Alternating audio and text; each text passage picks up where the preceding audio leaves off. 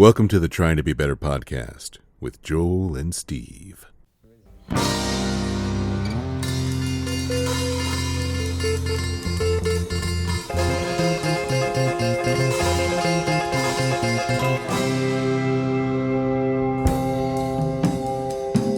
Perfect place. Go. Joel was just telling me about all the things he's done this morning to maintain his and enlarge and grow his spiritual life. I'll tell you exactly what I did. I drank a lot of coffee and watched this account on TikTok go live, and they play Zelda, and it's called Zelda and Coffee. So I literally watched this guy play fucking Zelda for like an hour and a half and drank coffee. I ate some cereal. So you did nourish your body. Yes, I did put sustenance in my body. That's good. What I don't see, here's the thing. When I was probably like a senior in high school, I used to hang out with these guys, and we basically smoked a lot of pot, but like they played video games, and I really never did. Yeah. But I would, how do I want to phrase this? I didn't really have anything else to do, so I would sit at their house, and I literally got to a point where I hated watching people play video games. Oh, really? Yeah, I hated it. And so that's part of like, but I spent probably, this is where I was at, like a year of my life doing something that I hated, because that's where I like, that's, you know, I could go there, you know. Yeah. What I really needed to do. Right. And so like, I have this aversion, and now that's like a thing. Like my daughters watch people play video games on YouTube all the time, and I'm just like, I get it. It's like watching sports. It's like esports. I have a distinct memory of going over to my friend Ben Balin's house, and he is no longer with us, unfortunately. And watching him and his older brother, who is also no longer with us. That's a long story. Wow. They would just sit there on Super Nintendo and play Zelda, Link to the Past. No, is it Link to the Past? I think it's Link to the Past. And I didn't get those games at all. They would play that game, and they would play Final Fantasy. But like we'd play like Mario and stuff, and I'd play that, or Mario Party, and I'd play that. But I didn't have like a video game system growing up. Oh. So like whenever I'd stay the night at their house, like part of the morning would be waking up like on a Sunday morning, and I would just sit there and watch them play. Sure. You know? And I actually liked it because like there were no stakes. Right. Just get to just passively observe, you know, and I grew to like that. And then this later streaming trend of watching people play video games, I'm like, this feels kind of comfy. Like I kind of like this, you know, it's weird. Well, I think what my aversion to it has nothing to do with people playing video games, and a lot more with my dissatisfaction with my life choices at the time. Oh, my seeming inability to not go there. You know what I'm saying? I do. Yeah. Right. And so then that became hating watching people play video games. Yeah, that's fair. Mm-hmm. So you didn't not like the circumstances. You just didn't like where you were at with that. You didn't like. I think yes, and with 30 years of hindsight, that's I think correct. Gotcha. Yeah. But you don't have to. You don't have to like it. Like you also don't have to like it. It's my kids play this game Genshin Impact. Oh yeah, we're aware. And so I joke whenever they're watching people play it on YouTube, I say KGHN, all Genshin all the time. And like, what are you talking about? I'm like, it's from when people listen to radio, and those are call letters, and there used to be commercial announcement breaks, and they're like, "Thanks, Dad. Leave the room, please." Pretty much, you're bothering us, and we don't get it. You're like, oh, pretty much, and why do we care about radio? Yeah, what's radio? Right. I've started to realize like I started to investigate my feelings of like weird, not shame, maybe guilt. It's probably shame. Shame and guilt. Yeah. Well, yeah, because there's nothing wrong with playing video games. but I felt weird shame about it. Like it was a waste of time. Like I heard from, parental figures, authority figures in my youth. What a waste of brain cells that is, blah, blah, blah. And realized it's a fun little hobby that I enjoy. Kirsten calls it, she says, like, I'll be sitting there playing Switch or whatever, playing Mario Kart, whatever. And she's like, I'm like, yeah, I'm just playing video games. She's like, yeah, it's one of your wellness tools. There you go. It is. It's one of my, it's either that or you could stare at Facebook or TikTok or whatever the fuck. Which I also did. Right. Yeah. But that's not a wellness. I mean, that's not a wellness tool. That's an avoidance tool. Yeah. Although I do enjoy, there's a couple of accounts that I enjoy just watching them play. It's like, it's entertaining to me. It's I sit there and watch ESPN. Sure. It's the same thing. But the mindless scrolling to find doom scrolling never exists. Yeah. But I do like carving out a couple hours, play some video games. Sure. I think that's okay. It's one of my wellness tools, Steve. It's one of your wellness tools. See, that's like, because that's not the primary focus of your existence. No. Right. No, it is not. Although I see these people that are like gain this huge following playing games on Twitch. I'm like, man, if I could make a salary doing that, I'd be good. You can't. There's a guy. I think that would be very entertaining if I started. You would, dude. We should start a Twitch stream. You can play the games, and I'll just talk smack. Dude, I'm down to try it. You actually did that? Jesus, that was a dumb move. See how that works? I think that would be fun. I think that we might be able to retire doing that, man. Okay. I'm into whatever will make me rich without having to do much. Here's the thing. Like, I would love to try that because to do it well on Twitch, you need like another person to like moderate stuff. And also you also have to learn how to use OBS, which is some sort of like computer software that you can stream and put your screen up on there. I feel like you'd be the person that would figure. So here's the thing, I mentioned bringing this podcast onto video. Yeah.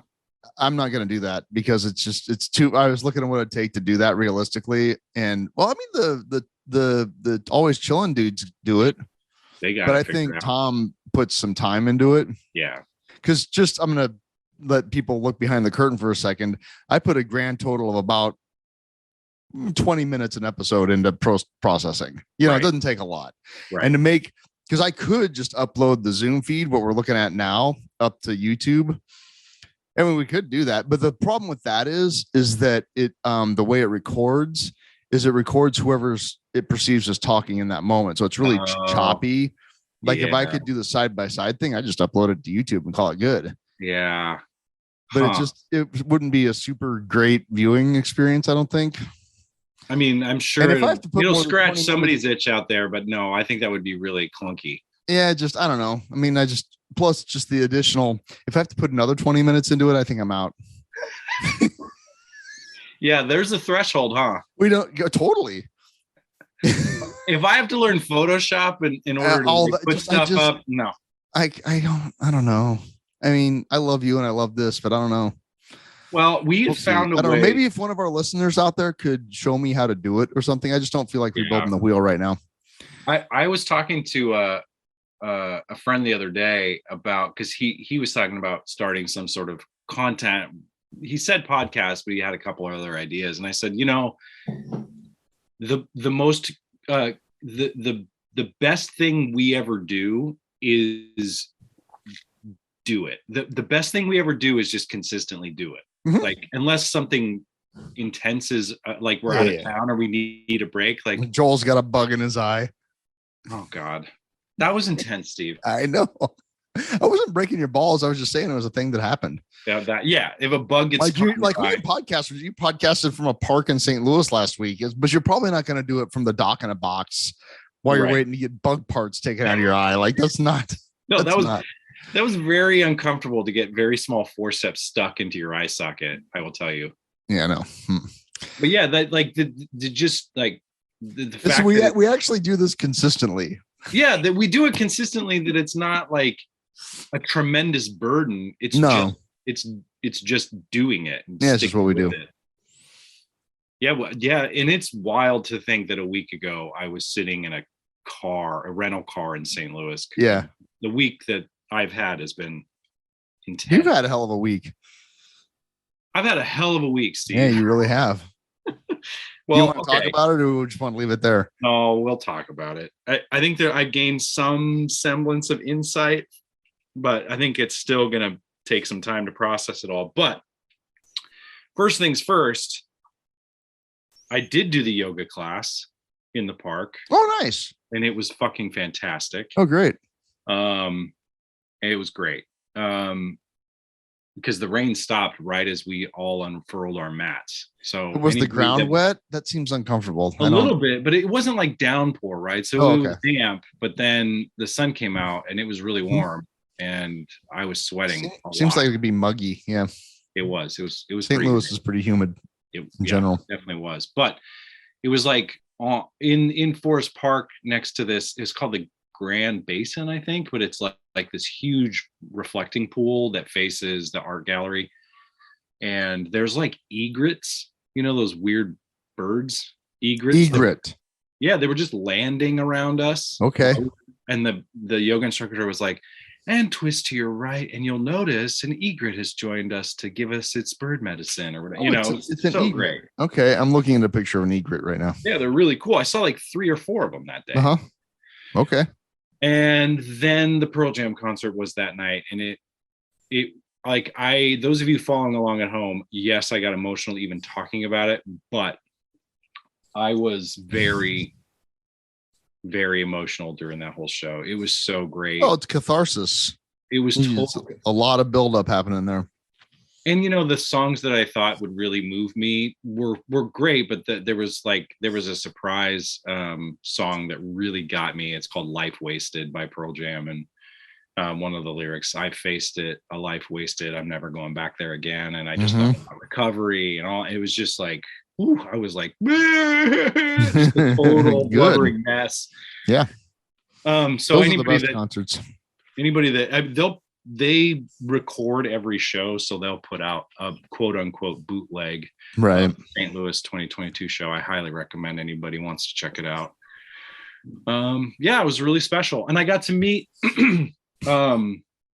so a podcast that I started listening to several years ago, Single Podcast Theory, with Brad Lyons and Brad Blazek. They're just a couple of dudes like us that started a Pearl Jam podcast, right? Really cool, and I enjoyed listening to them, and they've been just they're just goofy dudes, but they really like Pearl Jam. And I kind of struck up an internet friendship with Brad Blazek, and I knew that they had tickets to the show back in 2020, and I connected with them like, oh yeah, we're sitting in the same section, and I'd love to meet you guys, and thank you for all the things. And he and I have stayed in contact over the last couple of years. Well, he and I got to meet up and got to, So was that the first time you guys have met in person? Totally. Yeah. Okay. Mm-hmm. Yeah, it was really cool. And so, Brad, if you're listening, it was really cool to meet you, man. And we'd love to have you on. Totally. So that was special. It was just a great time. But Joel's solo trip to St. Louis. That day, I got a text from Kirsten saying that her dad had some, a physical ailment, and they didn't know what was going on. I witnessed the physical ailment because I was at the thing that they were at. Yeah, so it was at a party for my brother who, graduated PA school, which is, really awesome. Mm-hmm. And so that was kind of scary, but they're like, yeah, he's fine. He's in the hospital. We're just kind of watching. It's not a big deal. We don't really know. He seems to be talking, blah, blah, blah. Everything's okay. We're going to get it checked out. I'm like, okay, I'm not going to worry too much about it. And I get back on Monday, and, he's in the hospital, and then they send him to Omaha, and they realize he's got to have some stuff. I don't want to be too specific because he maybe doesn't want this out there in the world, but it was scary shit. It was like scary stuff that they had to take care of. And then so he had this pretty scary procedure. And then the same day, my mother went to the emergency room with another thing that was kind of scary. And it was just like, so I think it was Wednesday, my mother was in the ER with this unknown situation. And my father-in-law was in Omaha getting a very specific procedure done that was scary and life-threatening. And it was all happening all at once. And it was just like, I was already weighing heavy with my father-in-law and Kirsten. And then all of a sudden my mom has this thing. And, I called you the morning of her kind of big procedure that kind of figured out what was going on. And I was a wreck. I mean, it was like, you were a wreck, but it was okay. Yeah. But I just, I appreciate you being willing to answer the phone at 6 in the morning, whatever. But it kind of brought to, attention, like I got to feel this stuff to move through it, like I was like, well, I could stuff this all the way down and just kind of all the way down, or I could soldier through it for the benefit of everybody around me and some weird, sick, twisted idea in my head that people don't want me to be a human being. But I don't know. It brought up, I was just scared for my mom. If you could just be a soulless, emotionless robot, that'd be really convenient for us. Yeah. I don't know why. Why do I think that's a thing? I don't know. So it was scary. It was like, I sat, I got to the hospital really early that day because my brother, who was kind of hanging out there, was like, I got to go do some other work stuff. So I just was there for several hours in the morning, and it was just like, it was scary because it's somebody you love and care about in a very, precarious situation. And I know that you've experienced that.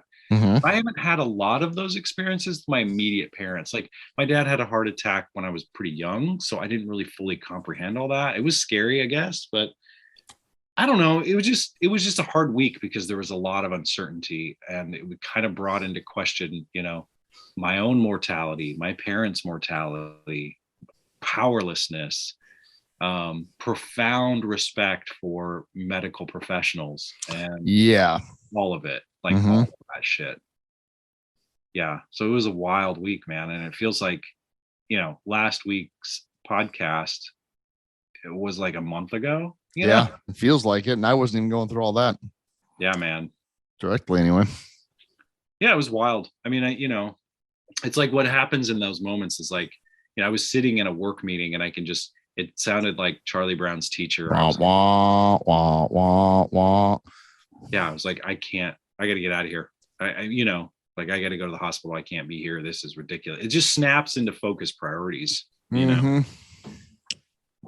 Anyway, so that's kind of what happened to me this week, without going into too much detail, because it's really, some of that shit's not my story to tell, but my experience with it is, and it was really enlightening and very difficult. But it's been my experience that as we grow older, that's going to happen more often. Yeah. The circles are going to start getting a lot smaller. You know what I'm saying? Right. And that's a thing that like I can intellectualize, but it's meant to be experienced. Sure. It's meant to be felt. Like I can say, oh yeah, that's the truth. But until you're in the middle of it, it doesn't, you don't know what that's going to feel like. Nope. Yeah. So, can I change the subject? Please. Sure. All of that's been processed. Go ahead. Oh, good. We can always revisit too if you need to, come back. Okay. I'm just giving you a hard time. I know. So we all got new phones yesterday. Okay. Which is kind of a big deal, You've been rocking an older iPhone for iPhone 8. Holly and I have been on iPhone 8s for 2 years probably. And wow. My oldest daughter had the oldest phone, which she's thrilled about, which was an iPhone 5 with 16 gigs of RAM. So she could store like 4 pictures on it at any given time. We couldn't even update it. And I mean, daily we'd get reminded that her phone was really old, know. Yeah. So it finally got to the point that we're like, okay, all right, it's time. We'll do it. Our phones were like paid off, and so today's podcast is brought to you by T-Mobile, not Verizon. Wow. Yes, I've been on Verizon for a decade, probably since I started working with the J-Star. So you switched from Verizon to T-Mobile. Correct. So far, that's going well. It's been all of 20, not even 24 hours, but it seems to be going okay. Okay. Yeah. Well, largely because, again, today's podcast is brought to you by T-Mobile, because we were able to switch all 4 of our lines. We all got brand new iPhones. We got 14s. The girls got 13s, and and all unlimited 5G connectivity. No, a Netflix thing and some other side benefits for $30 a month less than we were paying Verizon for all of our old shitty phones. Let me know how that coverage works out for you, buddy. Okay. That's been my experience. It's been troubling. It's been troubling. Okay. In Crete? Yeah. But maybe around Lincoln is totally fine. Maybe I will say at our house, we have a lot fewer bars than we did on Verizon, but it doesn't seem to be a problem.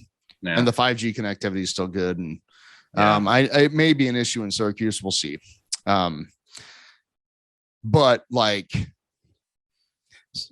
okay. So first of all, that's kind of a concern. We'll see. Sure. So far it's going fine.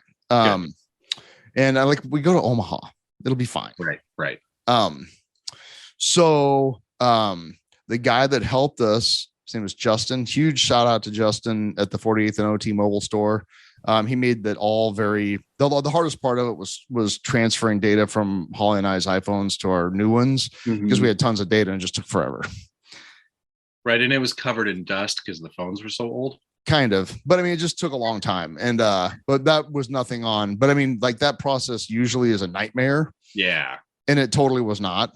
Right. It was very easy. And because I stopped in there a week ago just to do some recon and see what the deal was, And I've been texting the guy on and off. He gave me his personal cell phone numbers. If I have any questions, let me know. So we kind of hammered out the details just over text. I wasn't even in the store, which is really cool. So shout out to Mr. Justin for, customer service above and beyond. Right. Yeah. He made that process really, it could have been hell and it wasn't. So at least not so far. So anyway, we go all 4 of us into the store and we get in there. There's this a guy and what looked like his parents all wearing let's go Brandon fuck Joe Biden wear. Sweet. And I'm oh, this is how this is going to start. Cool. Yeah. And I was like, I'll say, they didn't look super healthy. Okay. The son looked like, I guarantee you had a Punisher decal on his truck. That the starter pack, Yeah. Oh yeah. And the parents, they just didn't look good. Yeah. You know what I'm saying? I'm not trying to be a dick. I'm just they just didn't look healthy. A lot of poor life choices happening in that situation. Sure. So I was like, great. So anyway, whatever. They left and that was fine. It was just but it was one of those, I walked in oh, that's how this is going to start. Cool. Yeah. Whatever, it's a non-thing. And then, while we're waiting for the stuff to transfer this, I see this red Dodge pickup pull in with the full on 2 Trump 2024 flags, that whole thing. You know what I'm saying? All the regalia. Yeah. And I'm like, well, this will be interesting. Let's see how this goes. And this kid walks in. He's maybe 20. Yeah. And he was there to pay his cell phone bill because it had been shut off. Mm-hmm. And my first thought was, maybe you shouldn't have bought those flags. We're making good life choices here. And I can say that because I know that scene all too well, is what I'll say, from when I was that age. But I was thinking, as I was, because I had nothing to do, I was literally just waiting. And I was thinking, God, if my family wasn't here, it would be so fun to go full a combination of Ali G and Harold and Maude when he's talking to the general, I could stab people with bayonets. Yeah. I can stab them in the face. And the general's like, but anyway, go up to him and be like, I hear T-Mobile doesn't track when you try to overthrow the government. No, I was thinking more along the lines. Yes, but also just walk up and be like, dude, bro, sick flags, man. That's fucking awesome. And just kind of, and have it, see how he reacted to that. And they're like, so yeah, fuck them, huh? Fuck Joe Biden, right? Fuck Joe Biden. And just, yeah. And just kind of really get really excited about that in the store. Yeah. Or like following him out to his truck in the parking lot. Yeah, man. Just all in. Yeah. Whole hog. Yeah, whole hog. Like, yeah, it's a good thing your family was there. Yeah, that's what I'm saying. But I thought, God, that'd be fun. Yeah, but then just to show him what he's projecting. Yeah. Well, you could play that game of chicken pretty fun. I mean, like, yeah, man, I'm going to a rally right now. We're gonna put on the white hoods, man. Yeah. You want to come? And then you're knee deep in a KKK meeting or something. Wouldn't be the first time. Wait, what? Wait. But anyway, it's just like, really, man. Yeah, it's like become that. If your identity is, let's also talk about, so like, for example, if your identity is supporting things like rounding up a bunch of vulnerable humans under false pretenses and further making their lives worse just for a political stunt. I did not follow that story very well. I really don't know the details of that. Yeah, it's full disclosure. I don't know what it was like. Governor DeSantis pulled some prank to. Well, he lured people with the promise of like, hey, come on this trip and we've got jobs for you and all your problems are going to be solved kind of situation. They flew into Martha's Vineyard. Oh boy. Right. Where they were taken care of at an army base, which of course got, well, see, they got rid of them. Right. Well, actually what they did was they took them to a place where they could take care of them with literally no notice. Yeah. I feel like a bunch of white people asking immigrants to travel with promises is pretty on brand for the United States. Well, 100%. And and that's, I don't agree with this 100%, but it's pretty close. Where, think about this for a second. People willing to round up people and put them on planes, or just a hop, skip, and a jumping away from rounding them up and putting them in boxcars. Yeah, it's like, well, these people are not people. They're not people. Yeah, let's cut through all of the historical context there, but that's really the thing that these folks and let's be real, there is a lot of ways in which a lot of different ideologies do that, to like tokenism, look at me standing next to whoever this person is and what they look like to make myself, they're not a person with a story and an experience. They are there to make me look like I'm good. That is happening on all sides of things too. So it's like, there's fine people on both sides. But yeah, man, I mean, yeah, the dehumanization of that, somebody else said it's like ordering like humans, they were used as like you ordered a bunch of pizzas as a prank. Yeah, that's kind of the level of it's a prop, what they're considered as. Yeah, you're using people as a prop. Yes, for the story you're trying to sell. Right. Yeah, I don't know all the details of that, but it didn't look good. I mean, especially when it's like you see like, Lindsey Graham involved or Ron DeSantis involved. It's like, yeah, I don't probably trust that at all. Yeah, but it appeals to the base because, again, the cruelty is the point. Right. The point is just to be cruel and ha ha ha. Mm-hmm. That's the point. Mm-hmm. Because that's what their fan base wants. Mm-hmm.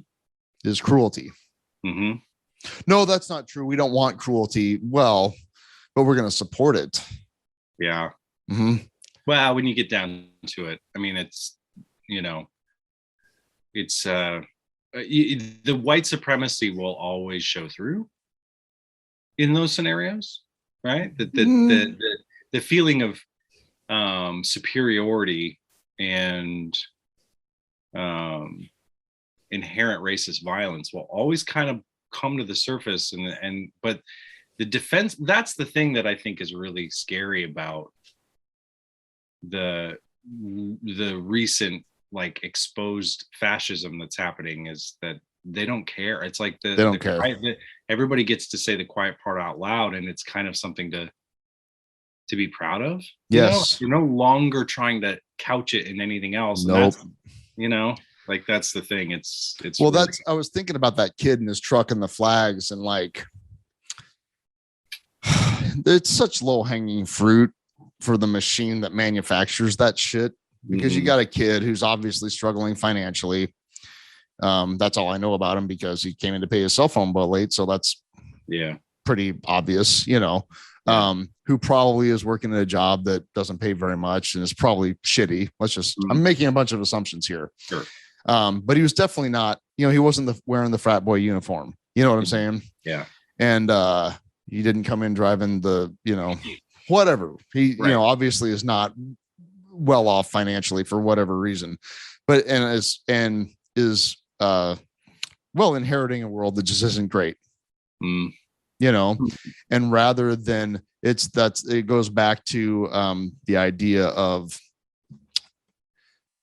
well, I just flashed on The Usual Suspects. The greatest trick the devil ever pulled was convincing the world it didn't exist. Yeah. And this is like the greatest trick that corporations have pulled, is convincing people that it's other poor people that they aren't the problem.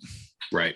And the 0.01%, and that's the people that literally have all of the money. Yeah. The very small group of people that have most of the money, and the rest of us. Here's the thing. Tangent, but related. I was listening to Rob Bill's most recent podcast yesterday morning. Is that the one on hope? Yeah. And I hadn't listened. He hadn't put one up for a while, and I hadn't listened to Rob for a while. And I went immediately back to the first things he started talking about were, he was making an analogy about grocery stores, and there's more on that maybe later. But he started what Kristen sent him to the store to get. They were out. He was talking about he went to the store to get pineapple sparkling water, and they were out. And I'm like, you Southern California, it just sent up all of my, oh, fuck you, Rob, And then he started talking about, they didn't have the pineapple sparkling water, but they did have these purple potatoes. And I'm like, okay, all right. Did you wear your $1,000 sneakers into the Ralphs? Is that, I'm like, I don't know if I can listen to the rest of this just based on that. But he eventually, got into the actual potatoes, meat and potatoes of the thing. And what he's talking about was starting to talk about is again, and this is a kind of a recurring thing with him and other spiritual type things, which is that there is no separation. It's all intertwined. And the thing that he was talking about yesterday that actually got my attention and made me remember why I like listening to Rob Bell is that the short version, and I'm summarizing because he's going to talk about this for weeks probably because it takes that much, but is that we create our own realities, and we are also an integral part of creating our reality. Yeah. And what we do, whether it's choosing to buy a certain product at the grocery store, which will then influence the buying habits of that grocery store, or what we click on and watch on the internet, which will then influence what kind of content is continued to be created on the internet, down to subatomic particles, which change the way they behave, whether they're being watched or not. Like we have a very active role in creating not only our reality, but reality in general. And so it's like, where do we put our energy? Yeah. And he was talking about, the thing of, I saw on the internet and it just made me why did you see that? Yeah. Well, because I was looking at it. And so, hope. He's talking about hope not being an emotion or a thing, and why it seems so hard to kind of come by. Yeah. It's because hope is it's kind of, you have to take responsibility for it. Yeah. And then it's not this flashy, flowery, thing. It's something a little bit deeper than that. And it's about taking responsibility. And I went way off on my original point, which I've totally forgotten what I was going to circle back to. That's fine. There are, like, I had to quote another Rob Bell thing, there are no tangents. Okay. Yeah, sure. Good. But so I'm thinking about this kid. And so I had listened to that Rob Bell podcast. I'm looking at this kid and I'm thinking, you poor bastard. And I actually had some like sympathy for him, empathy. I don't know, because he's obviously, for whatever reason, not like he's been conditioned. Here's my point. He's been conditioned to think that it's somehow Joe Biden's fault. And well, even though you want to go all the way down the rabbit hole, man, so are we. Yes. Given. Yes. Yes. God damn it, Joel. Now you made me lose my train of thought. I had the whole point. Now it's gone. That train would go. Which is, here's the thing. If I could, it kind of goes back to what Alok Fade Venmon Alok. Yes. Alok was saying is that like if you're voting against say brown people or poor people, unless you happen to be a billionaire, you're also voting against yourself. Yeah, right. Maybe not today, but in 5 years, 10 years, because those folks, the people, the very small group that have all the money, they're coming for the rest of it. Yeah. And your rights. I want to say that I think that, you know, what I'm hearing you say, and this is maybe more reflective than specific, but I notice this, and I notice this every time there's a mass shooting, that there is there's this narrative that comes out where we're blaming society, right? That the talking heads or the news stories or the even the conversations around the water cooler, or people who have happened, you know, a couple of white dudes who have podcasts, God forbid, start blaming society, right? It's society's fault. And that's such a othering of the thing that it's like blaming the ocean for the water. That's the point Rob Bell is making, is that we are society. We are society. Yeah. We are the committee. If we want to change something, we are the thing that's doing that. And there is a tremendous, there's a lot of threads that just open up in my mind when you were talking about the guy in the phone store. It's like somehow we have all been super conditioned, no matter what. Yeah, unless you're a billionaire, pretty much 99.9% of the population of the United States has been conditioned to worship at the feet of capitalistic gain as a way to show success or well-being. And well-being. Yeah, that you know, the scariest thing I think for those people in the 1% is that if we started putting a value on internal peace and happiness that is accessible all the time, regardless of how much is in your, I mean, yeah, there's basic needs. Sure. But if as a whole we started to decide that perhaps if we took care of everybody's basic needs, then everybody could be happy, and then we wouldn't need to buy more shit. Yeah, that's a recipe for that. Absolutely cannot happen. Yeah, that's scary for all that, right? Yeah, the whole thing had just come crumbling down. Yeah, that's why socialism is such a scary word. That's why they turn that into a pejorative. You know, because the scariest thing, I mean, I don't know, this is more Marxist than socialist, but if you want to, you know, like if you have people who are controlling the means of production and are able to not have to disassociate themselves from what they do, and they can also have a holistic wellness experience in their very short lifetime, then you don't need a holistic wellness experience. Jesus, you know, I kind of horse shit is that? I thought I mean, this goes back to witnessing my parents in the hospital. I mean, I know that my mom and my father-in-law have certain medical benefits that provide that experience for them, where it's not going to be the end of the world because they went to the hospital. I mean, it's going to be expensive, but it's not the end of the world, you know? And I think about, you know, the fact that our own health and well-being is based on having financial protection is a clear indication that this system really puts a more value on what you can gain financially and materialistically than actually being happy and healthy. And so long it has connected those two, the lie is that those two things are intertwined. If you want to be happy and healthy, you have to have material success. In America, it helps to have material success if you want to be healthy. Right, which is totally fucked. Yeah. And I think that there could be. It's very expensive to be poor in America.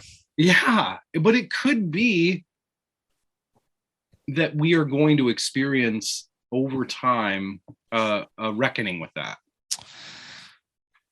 Wasn't enough time, Michael. Wasn't enough time. I don't know. I see, like, I'm trying I'm trying to get solar panels installed in all of our green space where I work. We have a lot of it. Right. That's doing nothing currently. Right. And I'm already getting pushback on it. Well, you don't want to siphon too much energy from the sun. Then we won't. I know. Well, see, but that solar stuff, that takes maintenance. That's not free. I'm like, well, yes, obviously the infrastructure is not free. I'm not delusional. It's a good thing that the last fracking doesn't take any maintenance either. Right. Or, you know, global military presence. Yeah, all the way. Go all the way.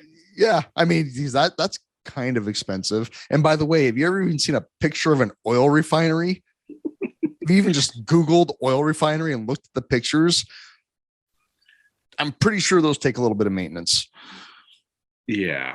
Yeah. It's all of the arguments against it are very not. They're just Fox News talking points is all they are. And there's no depth to it whatsoever. In fact, another guy, I kind of got tag teamed. He's like, well, those things, you know, take maintenance. I'm like, well, yes, all things take maintenance. See, they're all the same. I'm like, that's actually factually incorrect. comparing a windmill to an oil refinery, that's kind of a stretch. Like, how do you think gasoline gets into your car? Like, where do you think that comes from? Ferries? Well, that is an interesting point to the idea of people not understanding that politics is not a popularity contest or an entertainment show or just signing up for somebody's ideology. Politics are how we arrange ourselves and how we do things. And we can decide how those things go, you know, like it is the people doing those things that decides how those things go.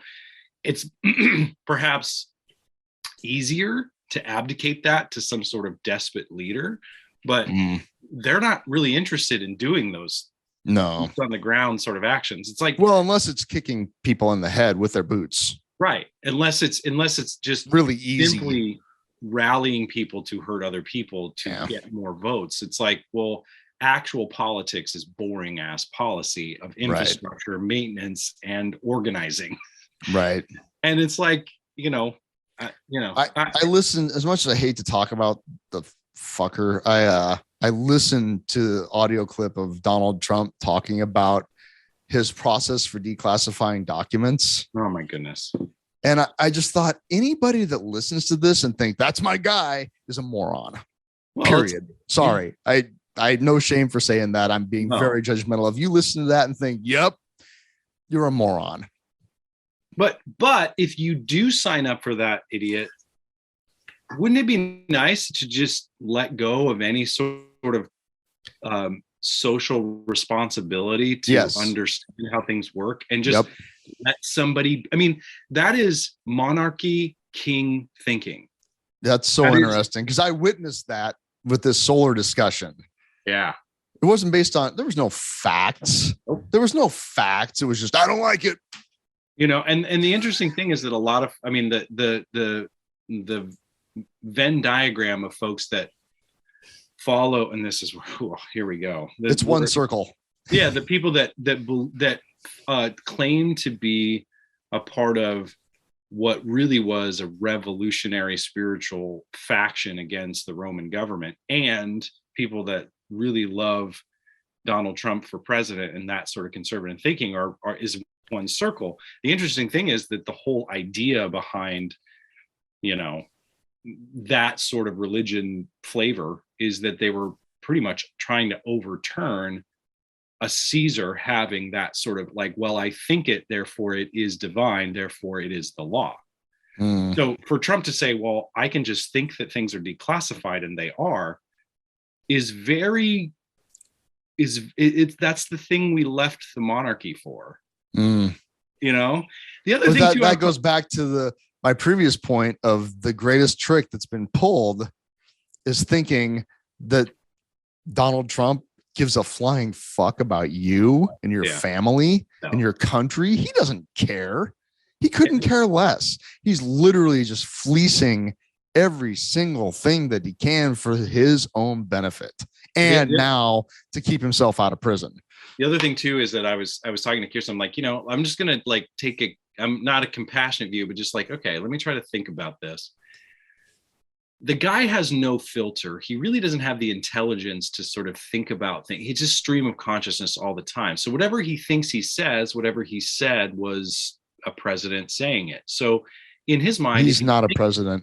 Right. No, but if he thinks it, he says it. So therefore it is declassified, right? Because whatever he thinks, he says. So if he thinks it, he's saying it. It's just like, oh, you have no filter. You have no ability for self-control. Oh. Therefore, of course, you think what you think is something you're saying, kind of like me right now on this podcast. Like, sure. Yeah, but I'm not declassifying any documents. Not today. No.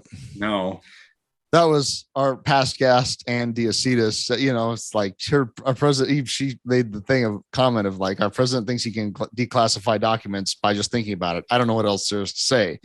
Period. And I had to chime in and just say, maybe you didn't understand. President Trump said that he could declassify documents just by thinking about it. What don't you understand? Yeah. I don't think you heard correctly. President Trump said that he could do it. Case closed. Yeah. Jesus. So that goes back to now hope. And our responsibility for it. I got to listen to that before I open my mouth, because I'll listen. It's to that. A lot. Everybody. The first 20 minutes made me crazy. Like I was out on a walk and I'm like, I'll power through because I know that Rob does this to me, Yeah. Like, and it took about 20 minutes, but then we started getting into the meat of it. I'm like, okay, all right, here we go. Yeah. I tend to fall into the, I think I've for a long time equated hope with desire, right? Which is really a suffering machine that like abandon the idea of hope and you can actually find peace. Yes. That's kind of where I'm at, but I'm sure that he has a very more interesting take. Abandon all hope, ye who enter here. Right, like abandon hope. The idea of letting go of thinking. Well, that's like hope can be perilously close to expectations. Yeah, and expectations are premeditated resentments. Yes, which then manifesting itself in not great ways a lot of the time. Yeah, so it's like I want things to be different. I'm hoping for them to be better. I want things to be different. And so I am not where I am. I'm not in the moment. I'm not here. I'm not present. Right. Yeah. So hope is really fickle, I think. Hope is really fickle. So it can be. But I think that's where I was thinking about Martin Luther King and Malcolm X this morning, kind of not random, but like how, like, because those guys saw some shit. Oh, yeah.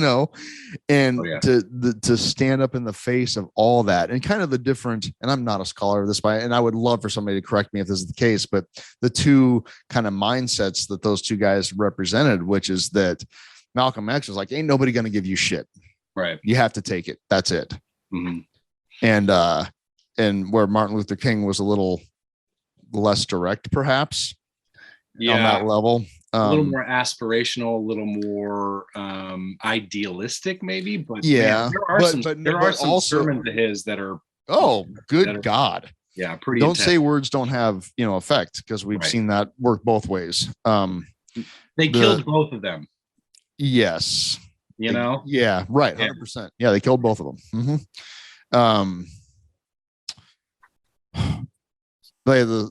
So anyway, like the speech Martin Luther King gives the night before he's killed is unbelievable. Yeah. Anyway, but like just his ideas along the lines of like, you have power to, for example, spend what little money you do have places that you don't have to spend money at places that are actively persecuting you. Like you do have the power of the purse. You don't have much money, but spend the money you have places that will benefit you long term, kind of thing. Like that kind of empowerment, Right. Put your time, effort, resources, energy into things that are moving things in the direction that you want instead of being oppositional. Yes. And that there's power in that, both as a collective to enact large scale change, and also just so that you can exist in the world with some feeling of agency. Yeah, because I think I've even said that, on this podcast with you before, that the idea of kind of my spiritual path being one, if you boil down, I think it's Bhikkhu Nalio says, like, if you could boil down all of the Buddha's teachings to 5 letters, it would be LETGO, let go. Like, let go. So that could be very nihilistic to somebody who really kind of wants to just check out.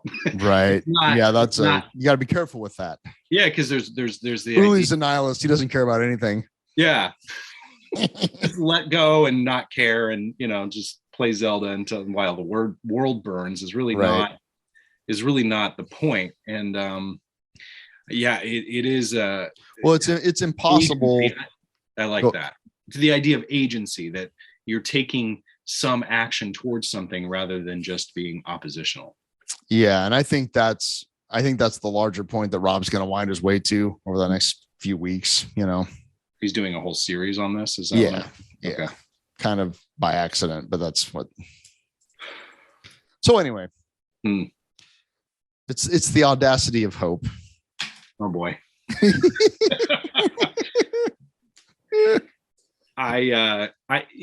It's so crazy though that, like, I don't know, I've let go of a lot of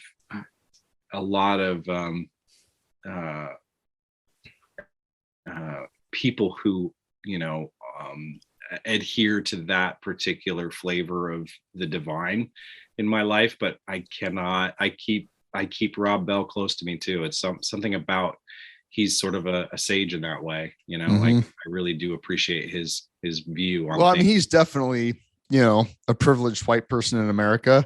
That's very true. But he's also very subversive. Yeah. Yeah, I agree. Which, so good for him. I'm glad he can buy the sneakers, because he's kind of fighting the good fight. You know what I'm saying? Hey, and then when I run out of, my favorite flavor of LaCroix, I mean, it's a crisis too. I get it. I understand. Yeah. Pineapple. Jesus. I like the pineapple and coconut. There's no No coconut. coconut. Have you ever Not had in sparkling water? Have we talked about the coconut LaCroix before, Steve? Yes. Tastes like sad. Tastes like carbonated suntan. Oh, so tastes like a summer in 1989. Tastes like Tropicana. Yeah, baby. Whatever. You got to watch at least the first. There's a comedian on Netflix. His name is Shang Wang. Hilarious. Okay. He's great. Kind of idiosyncratic, but he's a comedian, so Perfect. Yeah, I watched the first probably half hour of his special and enjoyed it tremendously. Yeah, you mentioned him before. I definitely check that out. Kirkland, Costco. If you're buying your pants from Kirkland, you have given up. You've given up.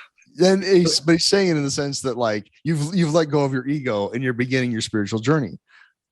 Congratulations, man. Exactly. That's kind of his point. It's great.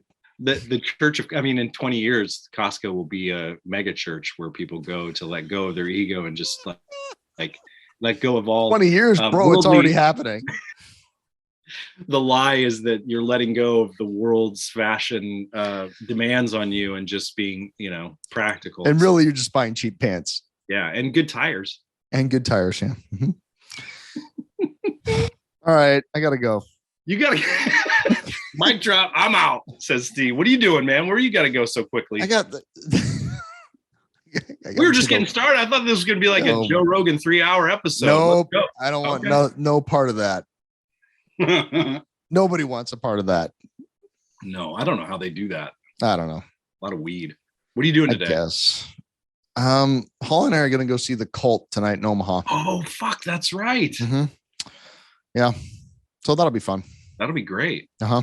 I'm interested to know what improvements they made to Sokol Auditorium. Yeah, I kind of am too. I haven't been in there in a long time. Many moons. The last time I think was to see Henry Rollins like 15 years ago, probably. Yeah. So yeah, it's now called the Admiral. I think the last time I might have been there was with Casey to see Ween. I don't know that I've seen wow, that's a long time ago. I don't know that I've seen anything in there since. That's a long time ago. That's 2005. Yeah, because I know I saw The Faint there, but I think that was before that. Huh. Yeah, I'm curious to see what it looks like now. Yeah. Well, let me know. I will. Oh. If I call it, maybe if I if I start crying in a park, I'll let you know. Yeah. I don't think that's that kind of band for you. Although no, it's not. I don't know. It'll be fun. Whatever. It's a rock and roll show. I love it. Yeah, it'll be good. Yeah, it'll be very good. That'll be great. Well, I'm glad we fixed everything. Yep, we did it. We fixed it all. We we're moving through big life shit, and we went on a very wild and circus political conversation that was really cathartic and got us nowhere. Well, I got it. There was catharsis. There was. That's all that needed to happen. That's what I'm saying. I feel better. I do feel better. It's nice to know that, we have friends. Yeah. Mm-hmm. Well, this has been the Trying to Be Better podcast with Joel and Steve. I never introduced it. Find us on socials and toot your hooter. We haven't reminded everybody to just toot that hooter as loud as you can. Hooter, loud as you can. Wave that flag. All right. Later. Love you. Love you.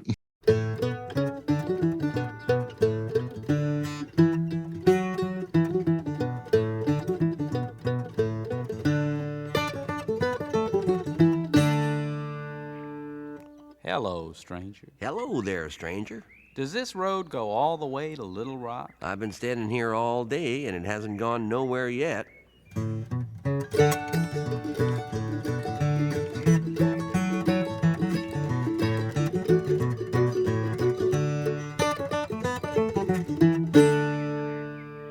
Hello, stranger. Hello again, stranger. Your corn looks awful little and yeller. I planted the little yeller kind.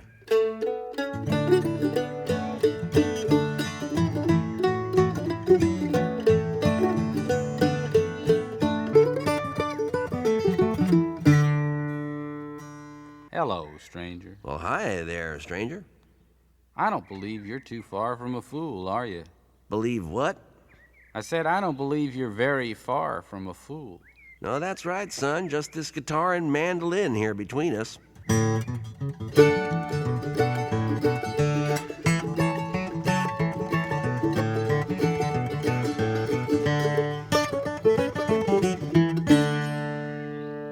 Hello, stranger. Well, hi, stranger. How'd your potatoes turn out? They didn't turn out at all. I had to dig them out.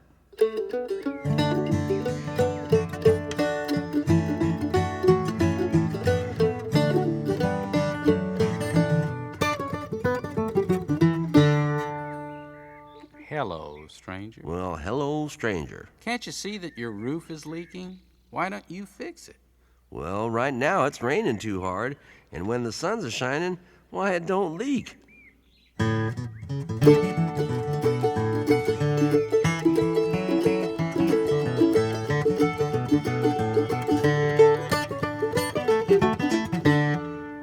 Hello, stranger. Well, hello there, stranger. Have you lived here all your life? Not yet.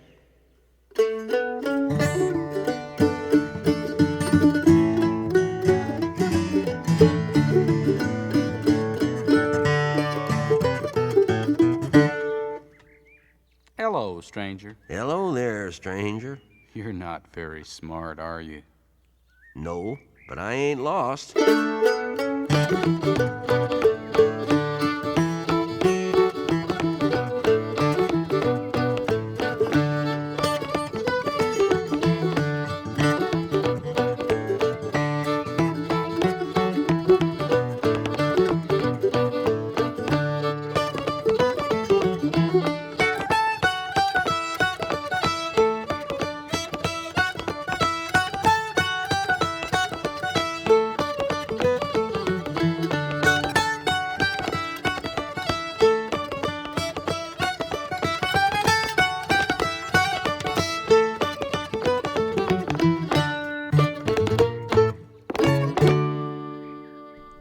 Don't forget, toot your hooter.